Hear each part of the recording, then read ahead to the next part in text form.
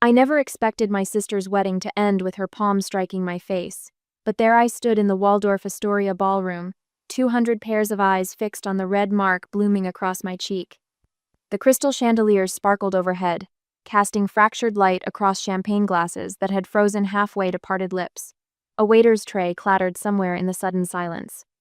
Blythe's voice still rang in the air. "You're nothing but selfish." My sister, the bride, trembled in her designer gown, her perfectly manicured hand still raised. Camden smirked beside her, his new gold wedding band catching the light. The string quartet had stopped playing mid-song, their bows hovering uncertainly above their instruments.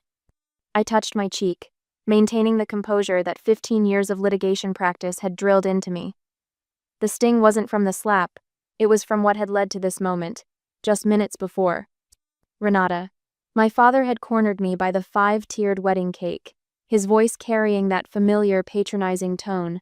"We need to discuss your penthouse situation." I'd known this was coming. The hints had been dropping for weeks, pointed comments about Blythe and Camden's housing search, remarks about family helping family. "This isn't the time or place," I'd said, scanning the room for an escape route. Mother materialized at his elbow, her champagne glass trembling slightly. "After everything we've done for you, Renata, your sister needs that penthouse to start her real family." The words hit like ice water. My real family. Because apparently my single status at 35 made me less real, less worthy of the home I'd earned through 12 years of 100-hour weeks and sacrificed weekends. "That penthouse," I'd replied carefully, "is the result of my sacrifices. I earned it." "Sacrifices?" Mother's laugh was brittle. "We supported you through law school." "You paid my first semester's tuition," I corrected. "I worked and took loans for the rest, while attending every one of Blythe's emergencies." The memories surfaced unbidden. My law school graduation, empty seats where my parents should have been because Blythe had another anxiety attack. My first major legal victory at 27, celebrating alone because they were at Blythe's therapy session. The day I bought my Gold Coast penthouse, no family there to share my triumph because Blythe needed help moving into her 3rd apartment that year. "Your sister struggles," Father said. "You've always been the strong one."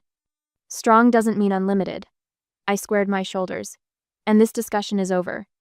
That's when Blythe swooped in, Camden trailing behind her like a smug shadow. The train of her wedding dress whispered across the marble floor. "They told you?"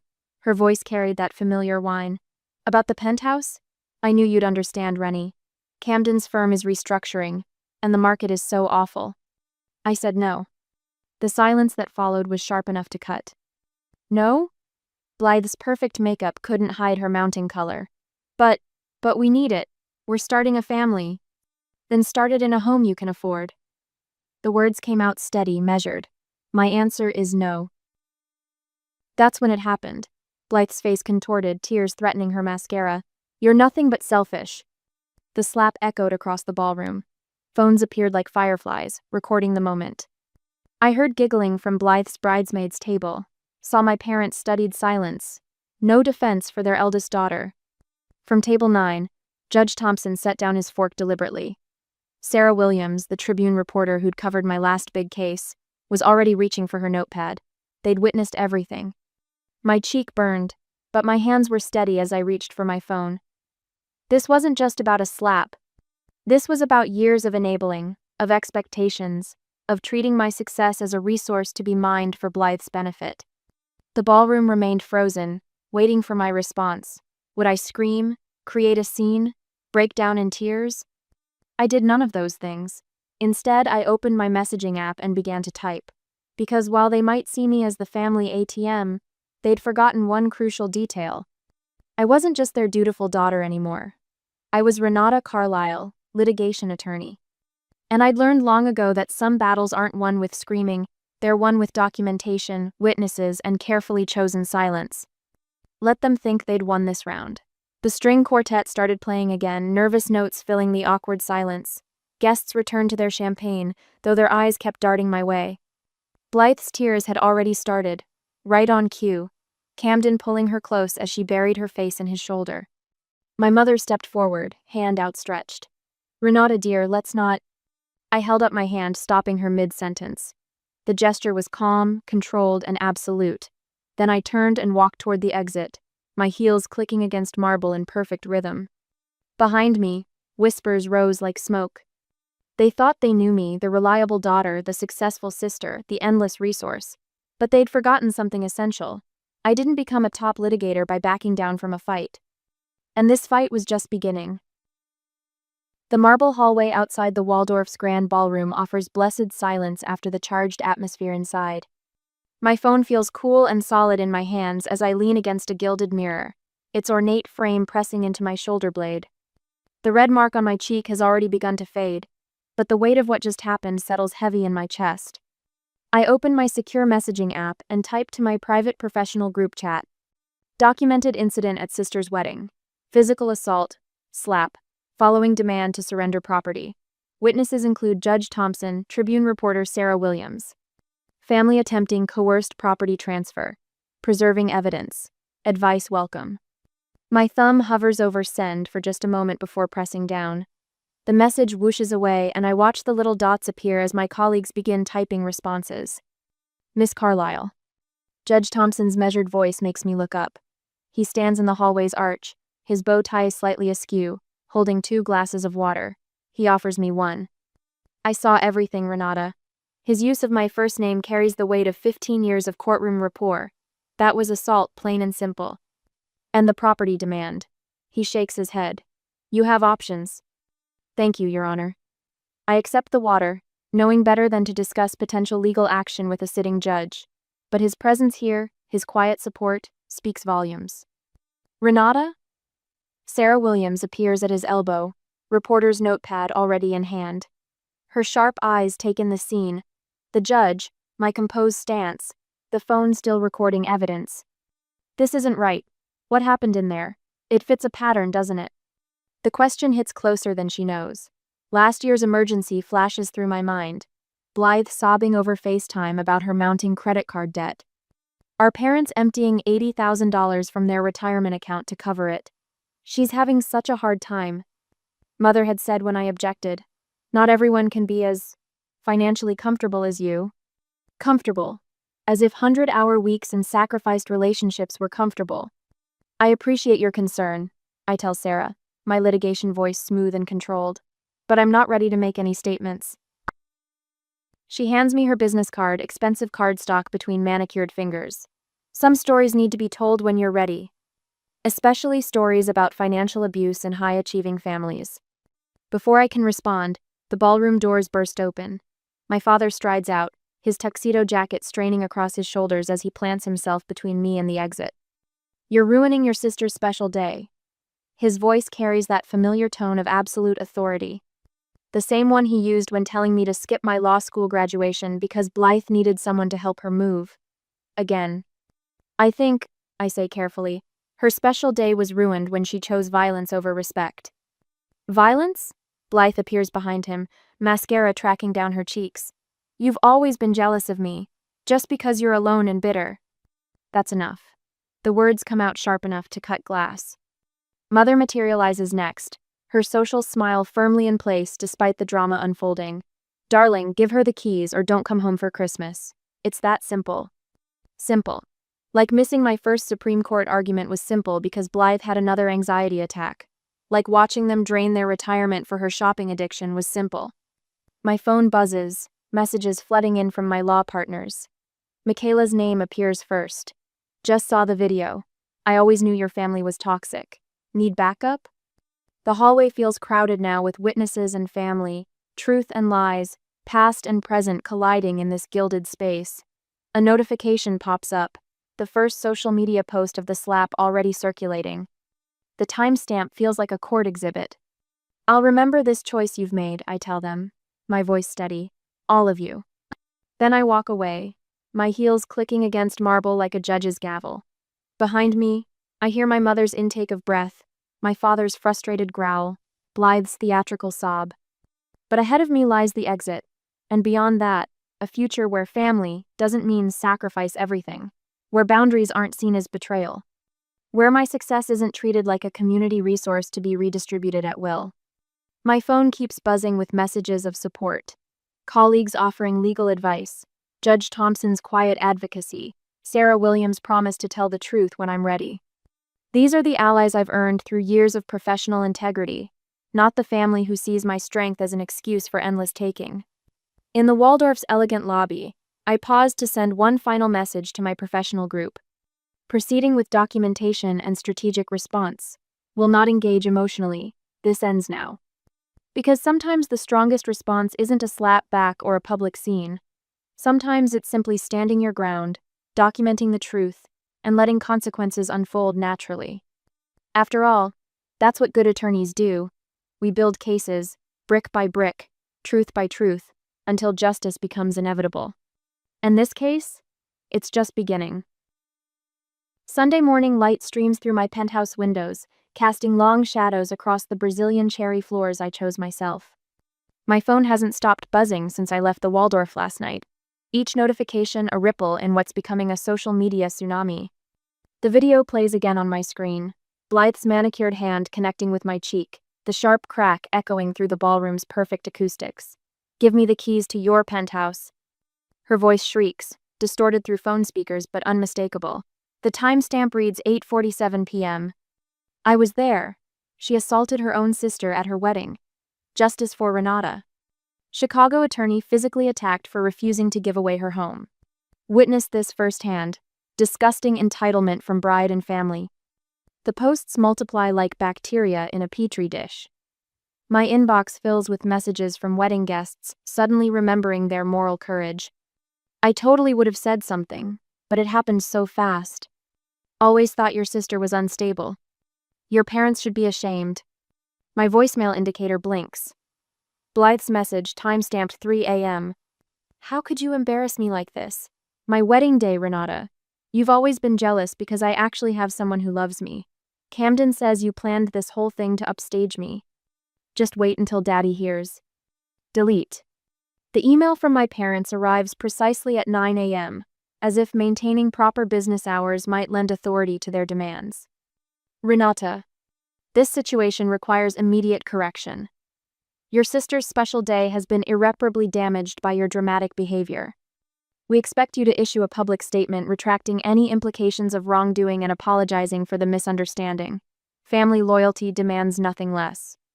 Mother and father. I close my laptop, but not before catching the notification that justice for Renata is trending in Chicago legal circles. Monday morning brings the first tremors of consequence. Michaela texts me before my first coffee. Blythe's firm put her on administrative leave. Something about conduct unbecoming and viral reputational damage. An hour later, Camden's broker called. Ethics review pending. Apparently attacking family members for their property raises red flags in real estate. The country club president's name appears on my caller ID. Miss Carlisle, I wanted you to know we've had a difficult conversation with your parents. The board has certain expectations about member conduct. My own office line lights up continuously. We saw how you handled that situation, potential clients say. We need an attorney with that kind of integrity. Judge Thompson's secretary emails. His Honor would like to refer the Morrison case to your firm. He specifically requested you as lead counsel. At lunch, Michaela spreads documents across my conference room table, her reading glasses perched on her nose. The assault case is clear-cut. Multiple witnesses, video evidence, prior pattern of financial exploitation. Defamation too, given their public statements. And, I prompt, knowing my friend sees beyond legal strategy.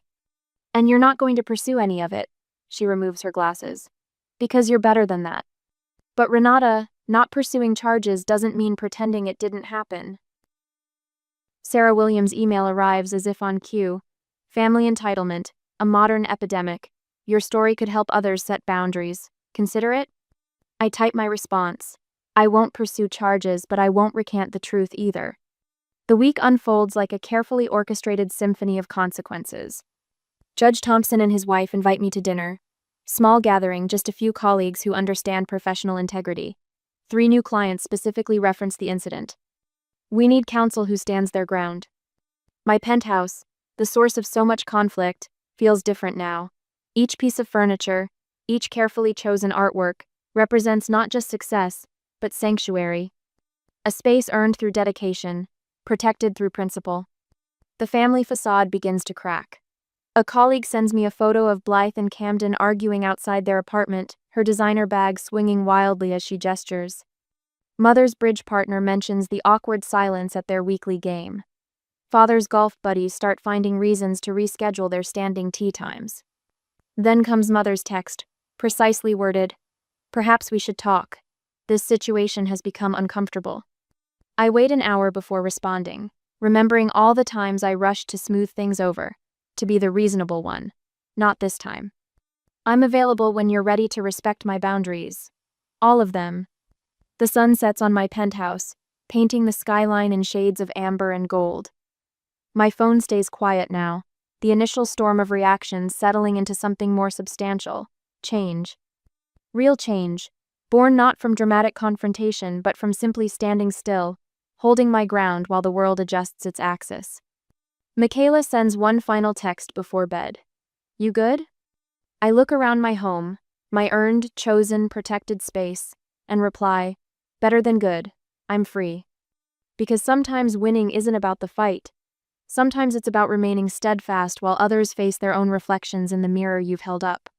Sometimes justice arrives not through legal action, but through the quiet power of unvarnished truth. And truth, once spoken, has a way of completing its own mission. The morning talk show's soft lighting can't quite mask Blythe's red-rimmed eyes. She perches on the cream-colored sofa, a portrait of wounded innocence in pale blue cashmere. "It was just a terrible misunderstanding," she tells Chicago Am's sympathetic host. "My sister and I have always been close." The stress of the wedding, emotions running high. Her voice catches. "I just wanted to share a special moment in our family home." My coffee goes cold as I watch the performance. The show carefully edited out any mention that the family home she wanted to share is my penthouse, purchased with my money, in my name. "Michaela, I don't need to look up when my office door opens." "How bad?" "Your sister's publicist is good," she says, dropping a stack of printouts on my desk. They're spinning it as, "Privileged sister refuses to help struggling newlyweds." But the video's still out there. People remember what they saw. My phone buzzes. Another text from an unknown number. "Heartless bitch. Hope you're happy destroying your family." Delete. The intercom chirps. "Miss Carlyle? Your parents are here. They don't have an appointment, but..." "Tell them I'm in depositions all day." The lie slides out smoothly. "And Sarah, please remember, no unscheduled visitors, family or otherwise." "Yes, ma'am." A pause. "They're saying it's about a family emergency?" "The emergency is that their usual tactics aren't working," Michaela mutters. I straighten papers that don't need straightening. "The same response, Sarah, thank you." Through my office window, I watch them leave the building. Mother's Hermes scarf flutters in the wind, father's shoulders rigid with familiar disapproval. They pause by their Mercedes, clearly expecting me to rush down to make things right, like always. Not this time. The Chicago Legal Monthly arrives on my desk that afternoon. Our firm's feature article leads with a photo of me in court, focused, professional, commanding. The piece never mentions the wedding incident, but Judge Thompson's quote speaks volumes. In an era where personal integrity often takes a backseat to expediency, attorneys like Renata Carlisle remind us that true success is built on unwavering principles. My email pings with meeting requests from 3 Fortune 500 companies. "Your reputation for ethical leadership impressed our board," one CEO writes. Camden's LinkedIn update appears in my feed. "Seeking new opportunities in luxury real estate." The comments below are telling: canceled contracts, concerned clients. Consequences have their own gravity. "Did you see this?" Michaela forwards Sarah Williams' latest article. The headline reads, "Family entitlement in the age of accountability, when because we're family isn't enough." I scan the piece, noting its careful balance. No names, but the message is clear. Boundaries matter regardless of blood ties. Mother's text arrives during dinner. "We've found an excellent family therapist. Dr. Harrison has helped many families heal these kinds of rifts. Tuesday at 2? I set down my fork, considering. Their chosen therapist, their chosen time, their chosen narrative. The pattern continues. "Ren?" Blythe's number appears on my phone. "Please, my marriage is falling apart. Camden's so angry. If we could just stay in your guest room for a while." "No," the word comes out soft but absolute. "Just until things settle. We wouldn't be in your way. You're never even home. The answer is no, Blythe. Not temporarily, not partially, not at all. Why are you being so cold? We're family. Yes, we are. And family should respect boundaries. She sniffs. Mother says you're just being stubborn. If you really loved us. I do love you, I interrupt, surprising us both with the truth of it. But I won't set myself on fire to keep you warm. The line goes quiet, then. That's very rehearsed. Very lawyer-like. It's very honest. And it's final. Later, I draft my response to Mother's therapy invitation. I appreciate the gesture, but I won't attend therapy designed to make me more compliant. When you're ready to discuss mutual respect and genuine boundaries, I know an excellent counselor who specializes in family dynamics. She has no connection to our social circle and no preconceptions about our situation. I'm willing to rebuild bridges, but not at the expense of my self-respect. The choice is yours. Send. My phone stays silent after that. Through the penthouse windows, Chicago's lights glitter like scattered diamonds. Each one represents a choice. Thousands of people making thousands of decisions about who they are, what they'll accept, how they'll live. Michaela texts. Speaking at the Women in Law conference next month. They specifically requested you as co-presenter. Topic: Professional integrity in personal conflicts. I smile, remembering all the times I thought strength meant fighting. Now I know better. Sometimes strength is simply standing still, letting the truth do its work while you tend your own garden. I'm in, I reply, watching a plane's lights trace a steady path across the night sky. Like that pilot, I know my course now. Let the turbulence come. I am my own true north. Le Petit Jardin's soft lighting bathes the private dining room in amber warmth.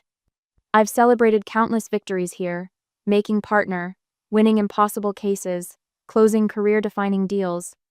The irony isn't lost on me that my family would choose this space for their final stand. Miss Carlyle, your party has arrived? Antoine murmurs, his professional mask slipping just enough to show concern. They're requesting the Bordeaux you usually order for special occasions. Thank you, Antoine. Please hold off on the wine for now. They file in like actors taking their marks. Mother leading with practiced grace, father's hand at her elbow, Blythe dabbing artfully at her eyes. The surprise is grandmother Carlyle, moving deliberately with her carved mahogany cane. Really, Renata? Mother adjusts her pearls. Making your grandmother come all this way? I didn't make anyone come anywhere. I butter a piece of bread, maintaining the rhythm of my usual Thursday dinner. In fact, I don't recall extending any invitations. Because you're avoiding us. Blythe drops into the chair across from me, her entrance perfectly timed with Camden's arrival. We had to do something. I take another bite of bread. Wait. Sweetheart. Father leans forward, his CEO voice in full effect. We know you're upset, but this situation has gone far enough. You're hurting the family. The family is hurting itself, grandmother says quietly, easing into her seat. Her eyes meet mine, sharp as ever. Mother, please. Father's jaw tightens. We're trying to resolve this reasonably. Camden places a leather portfolio on the table. I had my friend Jason draw these up. He's brilliant with real estate law. It's a fair compromise. A compromise implies mutual negotiation. I observe, finishing my bread. Don't be difficult, darling. Mother's smile stretches thin. We've already told the Worthingtons you're helping Blythe and Camden get established. Everyone's so relieved you're being sensible. My phone buzzes. Michaela's text. Backup documentation delivered to Judge Thompson's chambers. Green light whenever you need it. I dab my lips with the napkin, taking in the tableau before me. My family, arranged like a society portrait, waiting for me to fall in line. How many times have I seen this scene? How many times have I yielded? Let me share some documentation of my own. I open my briefcase, removing a precisely organized folder. First, statements from 12 wedding guests regarding the unauthorized entry attempt. Second, security footage from my building showing 3 subsequent attempts. Third, transcripts of 17 phone calls containing threats and emotional manipulation. Threats? Blythe's voice rises. We were trying to reason with you. The law has very specific definitions of harassment and coercion. I continue methodically. Judge Thompson was particularly interested in the pattern of escalation. You went to Thompson? Father's face reddens. About a family matter? When family matters become legal issues, yes. I meet his gaze steadily. Just as Blythe's former employer felt compelled to address her actions when they affected their professional reputation. The color drains from Blythe's face. What do you mean, former employer? The termination letter should arrive tomorrow. Your public attempts to manipulate the situation violated several ethics clauses. I turned to Camden. Similarly, the Real Estate Commission found your recent behavior concerning enough to warrant a 6-month probation. You vindictive bitch! Camden half rises, but Father's hand clamps his shoulder. And the club? Mother whispers, her fingers white around her water glass. The board made their own decision after reviewing the facts. I merely provided documentation when asked. You've ruined everything. Blythe shoves back her chair, mascara tracking down her cheeks. We're your family. You were supposed to help us. I tried. The words come softly, weighted with years of trying. I offered career guidance, professional connections, emotional support, but it was never enough, was it? You wanted the rewards without the work, the success without the sacrifice. Sacrifice? Father's laugh is bitter. We always knew you'd use your success against us. Your mother and I sacrificed everything. What exactly did you sacrifice, Lorraine? Grandmother's voice cuts through the tension. Your daughter worked 3 jobs through law school. She built her practice while you focused on country club committees. Arthur, you refused to co-sign her first apartment lease because it might impact your credit. Mother's lips tremble. We gave her every advantage. You gave her expectations. Grandmother's cane taps once, decisive. Renata gave her self-determination. There's a difference. I stand, gathering my things with practiced efficiency. My door remains open when you're ready to respect who I am. Not who you need me to be, not who you wish I was. Who I am. Renata. Blythe's voice cracks. Please. I do love you, I say, echoing our last conversation. But love without respect isn't love at all. It's just another form of control. The evening air carries the first hint of autumn when I step outside. Antoine appears with my coat, his quiet bonne soirée, carrying a note of approval. My phone lights up with grandmother's text. You did well, child. Some bridges need burning so better ones can be built. Behind me I hear Blythe's sobs, mother's protests, father's angry commands. But they sound distant now, like echoes from another life. Ahead, the city stretches out, full of possibilities built on truth rather than obligation. I flag down a taxi, giving my office address. There's a brief to finish, justice to be served in measured words and careful arguments. The work sustains me, as it always has. Some might call it cold justice, this careful documentation of consequences. But true justice isn't about temperature. It's about balance, about restoration, about making space for something real to grow from the ashes of comfortable lies. The taxi pulls away from the curb, leaving my family's carefully constructed reality crumbling in my wake. Sometimes love looks like walking away. Sometimes strength means letting the truth do its work, even when truth feels like betrayal to those who've built their lives on denial. I am my grandmother's granddaughter, after all. Some lessons skip a generation to find their true heir. Spring sunlight streams through the floor-to-ceiling windows of my penthouse, catching on the new art pieces I've carefully selected. Gone are mother's insisted upon pastels and Blythe's scattered attempts at bohemian chic. The space breathes now, clean lines and rich textures reflecting the person I've always been beneath the careful compromise. The transformation is remarkable, Judge Thompson observes, accepting a glass of wine from his wife, Helen, though I must say, the host remains the most improved element. Robert, Helen chides gently, but she's smiling. Though he's right, Renata, you seem lighter. The dinner party flows around my expansive dining table, a handcrafted piece that replaced the family heirloom I finally returned to my parents' keeping. Michaela catches my eye from where she's describing her latest case to Sarah Williams, whose series on family financial boundaries earned her the Midwest Journalism Award last month. Speaking of lighter, Sarah says, "Have you seen the photos from your parents' estate sale? The country club set is buzzing about their downsizing journey." I haven't. I arranged the last place setting, each element precise. Grandmother mentioned they found a condo that suits their new circumstances. The unspoken truth hangs in the air. Their circumstances changed dramatically after covering Blythe's mounting debts. Camden's real estate license suspension led to their separation 3 months ago. Last I heard, she'd moved back home, still insisting the world owed her better. Your grandmother's quite something, Helen says warmly. The way she stood up at the Bar Association dinner last week to introduce you. My granddaughter, the attorney, Michaela quotes, mimicking grandmother's proud tone.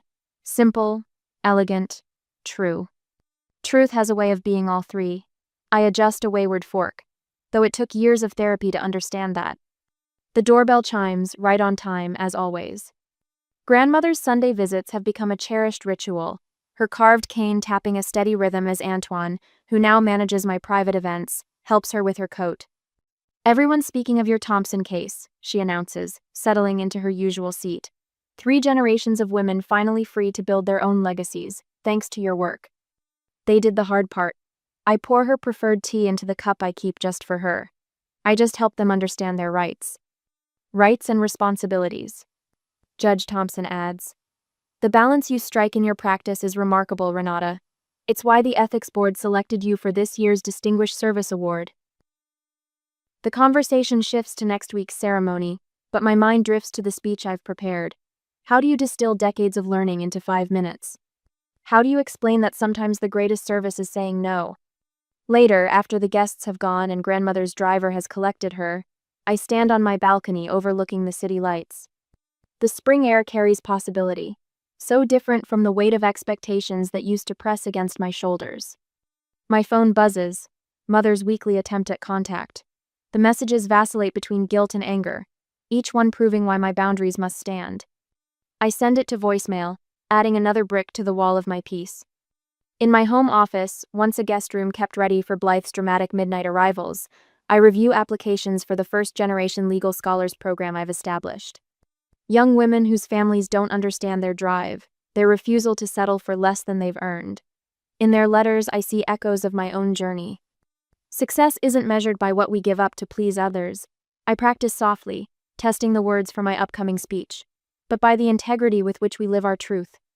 The words feel right, earned through every difficult no, every careful documentation of crossing boundaries, every therapy session unpacking the difference between love and control. I think of the young attorneys I mentor now, teaching them to recognize the subtle manipulation tactics I once mistook for family devotion.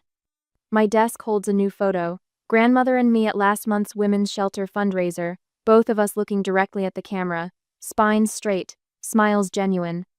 Beside it sits the key to my penthouse, no longer a point of contention but a symbol of sovereignty. The city stretches out below, a tapestry of lights and shadows. Somewhere out there, Blythe is likely plotting her next attempt at financial resurrection. Mother is probably at her smaller dining table, polishing silver that no longer impresses her reduced social circle. Father, I hear, spends long hours at his club, though his membership has been quietly downgraded. But their stories are no longer mine to manage. My peace was purchased at full price, paid in the currency of unwavering boundaries and unflinching truth. Some might call it cold, this careful distance I maintain. But there's warmth in authenticity, heat in the friction of growth. Tomorrow, I'll meet with another young lawyer struggling to balance family expectations with professional integrity. I'll share what I've learned, that family isn't defined by who shares your DNA, but by who respects your dignity. That love without boundaries isn't love at all, it's consumption. The night air carries the scent of blooming trees from the park below. Spring in Chicago always feels like a rebellion, life pushing through concrete with stubborn determination. I've become like those trees, my roots breaking through the foundations of family mythology to find solid ground. What would you say? I whisper to the city lights. To the person watching who feels trapped by family obligations, who measures their worth in others' approval. The answer comes in grandmother's voice, sharp with wisdom. Tell them that dignity, once reclaimed, grows stronger than guilt.